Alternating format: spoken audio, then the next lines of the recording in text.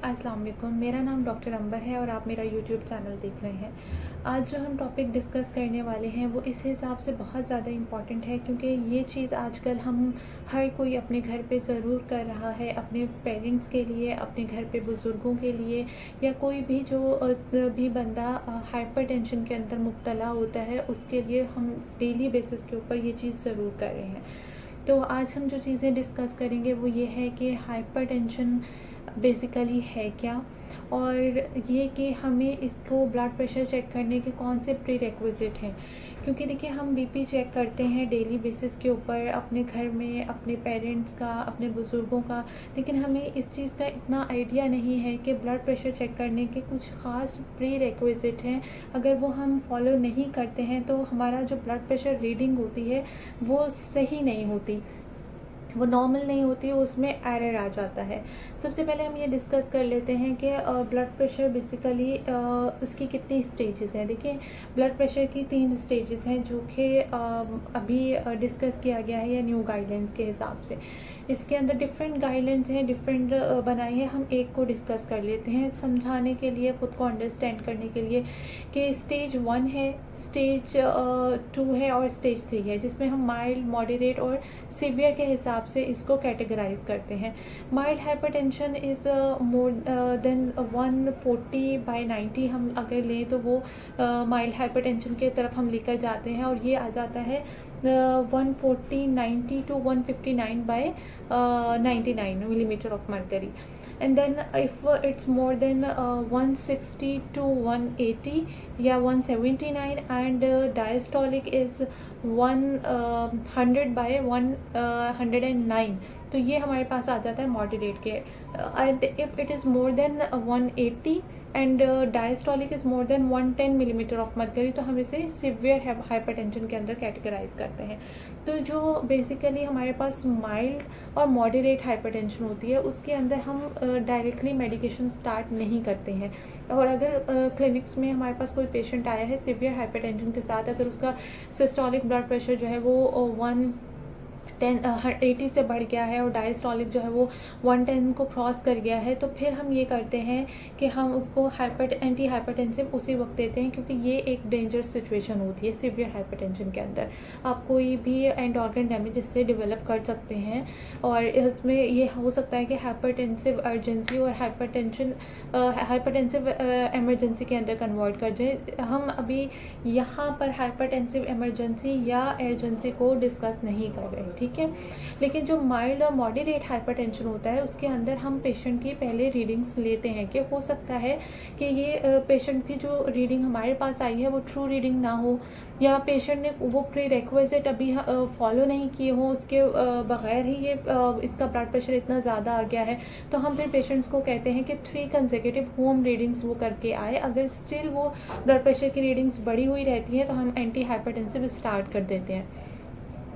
अच्छा, अब है ये कि कुछ लोगों को ऐसा होता है कि वो जब डॉक्टर के पास जाते हैं तो उनको वाइट कोट हाइपरटेंशन होती है। जब भी वो क्लिनिक्स में या बीपी डॉक्टर के पास चेक करवाते हैं तो वहाँ पर उनका बीपी बढ़ा हुआ आता है, और जब वो आप घर जाके खुद से रीडिंग करते हैं तो वो बीपी जो है वो उनका बिल्कुल सही होता है और नॉर्मल रेंज के अंदर आता है। इसको हम वाइट कोट हाइपरटेंशन कहते हैं, और इसमें हम प्रेफर करते हैं कि जो होम रीडिंग्स होती हैं पेशेंट्स की उसी के ऊपर हम रिलाई करके मेडिसिन को एडजस्ट करें। अच्छा, अब मेडिसिन स्टार्ट करने का क्या क्राइटेरिया होता है कि हम जो है वो सिंगल एंटी हाइपरटेंसिव से स्टार्ट करते हैं। अब ये डिपेंड करता है एज के हिसाब से। कुछ एज ग्रुप में कुछ खास तरह के एंटी हाइपरटेंसिव दी जाती हैं, कुछ एज ग्रुप में जिसका मोर देन 50 ईयर्स के ऊपर हम different sort of anti hypertensive use करते हैं। तो सबसे पहले जो बेस्ट तरीका होता है वो यही है कि आप एक सिंगल एंटी हाइपरटेंसिव स्टार्ट करें और लो डोज से स्टार्ट करें। अगर उसके ऊपर बीपी कंट्रोल नहीं होता तो आप सिंगल एंटी हाइपरटेंसिव की ही मैक्सिमम डोज पे जाएं। अगर उस पर भी कंट्रोल नहीं हो रहा तो फिर आप एड ऑन थेरेपी करते हैं, यानी कि एक एंटी हाइपरटेंसिव के साथ एक और एंटी हाइपरटेंसिव को ऐड कर देते हैं। अब हम जो डिस्कस कर लेते हैं वो जो सबसे ज़्यादा इम्पॉर्टेंट चीज़ है हमारे इस वीडियो की, वो ये है कि pre requisite of blood pressure क्या है। देखिए, एक बात का ख्याल रखिएगा, अगर आप बहुत ज़्यादा दूर से चल कर आ रहे हैं या आपने कोई बहुत ज़्यादा एक्सरसाइज की है या आपने ब्रिस्क वॉक की है, तो उसके फ़ौरन बाद आप ब्लड प्रेशर चेक अपना ना करें, क्योंकि वो ब्लड प्रेशर रीडिंग्स जो है वो नॉर्मल से बढ़ी हुई आएंगी। ठीक है, आपको वैसे तो ये है कि अगर आप कहीं से चल कर आ रहे हैं, पैदल चल के आ रहे हैं, तो एटलीस्ट 5 मिनट्स आप बैठें, खुद को रिलैक्स करें, उसके बाद अपना बीपी चेक करवाएं। लेकिन अगर आपने कोई हैवी एक्सरसाइज की है या ब्रिस्क वॉक की है, तो ये टाइम ड्यूरेशन को बढ़ाकर आप 20 to 30 मिनट्स तक भी लेकर जा सकते हैं, उसके बाद अपना बीपी चेक करवाएं। इसी तरह अगर आपने स्मोकिंग की है या आपने चाय पी है या कॉफ़ी पी है, या अगर आप अल्कोहलिक हैं और आपने इंटेक किया है अल्कोहल का, तो आपको एटलीस्ट भी 20 to 30 मिनट्स का गैप देना है। उसके बाद आप अपना बीपी चेक करवाएंगे, तभी आपकी रीडिंग्स जो हैं वो एक्यूरेट रीडिंग्स होंगी। अदरवाइज़ आपके जो नॉर्मल है रीडिंग्स आपकी बेसलाइन ब्लड प्रेशर उससे थोड़ी बढ़ी हुई आएंगी। इसके अलावा यह है कि अगर आप जो है वो स्ट्रेस कंडीशन में है, ऐसा है कि आपकी किसी के साथ कोई बहस हो गई है, कोई लड़ाई हो गई है, आपका मूड बहुत ज़्यादा ख़राब है, आप एंग्जाइटी के अंदर हैं या बहुत ज़्यादा डिप्रेशन में है या गुस्से की स्टेट के अंदर है, तो अगर इस कंडीशन में भी आप अपना ब्लड प्रेशर चेक करेंगे तो वो भी नॉर्मल से बढ़ा हुआ ही मिलेगा आपको। और जो चीज़ें इंपॉर्टेंट है वो ये है कि अगर आपने अभी फ़ौरन खाना खाया है पेट भर के, तो भी फ़ौरन से बीपी चेक ना करें, उसके भी आप आधे घंटे के बाद अपना बीपी चेक करें। अगर आपके सर में अभी फिल वक्त बहुत ज़्यादा दर्द है, तो भी आप फ़ौरन अपना बीपी चेक ना करें। कोशिश करें कि आप अपना बीपी जो है वो हेडेक को सेटल करने के बाद ही चेक करें, क्योंकि हेडेक के अंदर बीपी वैसे भी बढ़ जाता है, अपने नॉर्मल जो आपका बेसलाइन बीपी होता है उससे थोड़ा सा बीपी बढ़ जाता है। अच्छा, अब बीपी चेक करने का सही तरीका क्या है, वो हम थोड़ा सा सुपरफिशियली डिस्कस कर लेंगे, इतना कि हम बहुत ज़्यादा डीप नहीं जाएंगे कि मेडिकल बेसिस के ऊपर चले जाएंगे, क्योंकि कोई एजुकेशनल क्लास नहीं ले रहे, और हम सुपरफिशियली इस हिसाब से डिस्कस करेंगे कि तो जो हम डेली बेसिस के ऊपर अपने घर पे अपने पेरेंट्स का जो बीपी चेक कर रहे होते हैं, नॉर्मली जो आपको डॉक्टर रिकमेंड भी करता है कि आप घर पे बीपी चेक करें, तो उसके अंदर आप जो थोड़ी बहुत माइनर से गलतियाँ कर देते हैं वो आप गलतियाँ ना करें।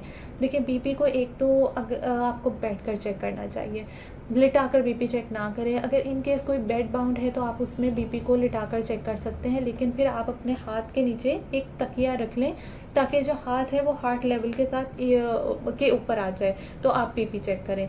वरना कोशिश करें कि आप बीपी बैठकर चेक करें। इसी तरह आप चेयर पे बैठें विद बैक सपोर्ट। हमारे पास क्लिनिक्स में भी बहुत ज़्यादा ये रॉन्ग प्रैक्टिस है कि हम पेशेंट्स के लिए जो है वो स्टूल रखते हैं, ये बिल्कुल गलत है। स्टूल के ऊपर आपको बैठकर बीपी चेक नहीं करना, आपको बीपी वहाँ चेक करना है जहाँ पे आपको बैक सपोर्ट चेयर के ऊपर मिल रही हो। अच्छा, और ऐसी जगह पे कि आपको आर्म सपोर्ट भी मिले, या तो आपके सामने कोई टेबल हो जिस पे आप पेशेंट का आर्म रख लें, या आप वैसी चेयर यूज़ करें जिसके साइड पे आर्म सपोर्ट मिले आपको। फिर ये कि हमारे पास देखिए क्लिनिक्स में तो ज़्यादातर हम मर्क्यूरिक बीपी एपरेटस यूज़ कर रहे होते हैं, तो उसके लिए थोड़ा सा डिफरेंट होता है बीपी चेक करने का, कि आपको रेडियल पल्स पे हाथ रखना होता है, आपको देखनी होती है कि रेडियल पल्सेशन कहाँ पर जो है वो ख़त्म हो गई है, तो आप उसके ऊपर जो है वो थोड़ा सा इन्फ्लेट करते हैं 10 to 20 मिलीमीटर ऑफ मरकरी, जहाँ पे आपकी रेडियल पल्स ख़त्म हो जाती है। फिर उसके से थोड़ा सा और इन्फ्लेट करने के बाद फिर आप डिफ्लेशन स्टार्ट करते हैं कॉफ की। तो लेकिन जो हम घर में ज़्यादातर बीपी चेक करते हैं वो डिजिटल बीपी ऑपरेटर्स से करते हैं, तो उसमें इस तरह का कुछ नहीं होता, क्योंकि मशीन होती है वो खुद से ही बीपी को इन्फ्लेट करती है, कितना उनको करना है रीडिंग्स को, और फिर उसके बाद वो आपको ब्लड प्रेशर आ जाता है। इसमें जो इम्पॉर्टेंट चीज़ होती है वो ये है कि आपको बीपी कफ तो खुद से ही बांधना है, वो आपको किस जगह पे बांधना है। तो देखिए, ये आपका हाथ है, आपने इस तरह से सपोर्ट की कंडीशन में रख लिया पेशेंट का हाथ, आपको मीडियल साइड पर जो ये वाली है, यहाँ पे ब्रेकियल आर्टरी गुजर रही होती है, आपको यहाँ पर पेशेंट की जो बीपी कफ की ट्यूब्स होती हैं वो आपको इस एरिया के ऊपर रखनी है, इस वाले एरिया पे, ये मीडियल साइड के ऊपर। दूसरी चीज़ ये कि आपको ये जो हमारा एल्बो है इस एल्बो से एटलीस्ट 1 to 1.5 सेंटीमीटर ऊपर कफ बांधना है।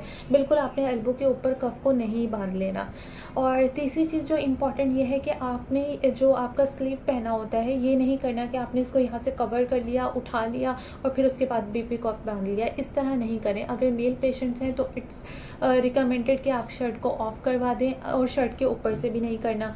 और अगर फीमेल पेशेंट्स हैं तो एटलीस्ट इतना तो ज़रूर करें कि आप सिंगल लेयर सिर्फ रखें। अगर आपके पास क्लिनिक्स में भी इस तरह का होता है कि उन्होंने अबाया वगैरह पहना होता है तो आप एक अलग रूम के अंदर उनका ये सब चीज़ें ऑफ करवाइए और कोशिश करेंगे कि अगर सिंगल स्लीव है या सिंगल जो आपका कपड़ा है उसके ऊपर से आप चेक करें।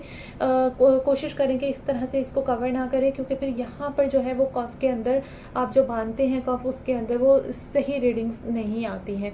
तो ये कुछ छोटी छोटी इंपॉर्टेंट चीज़ें हैं जो हमें करनी चाहिए, और अगर हम ये करेंगे तो हमारी एक्यूरेट बीपी रीडिंग्स रहेंगी और हम सही से अपना बीपी कंट्रोल कर सकेंगे। अगली वीडियो तक के लिए अल्लाह हाफ़िज़।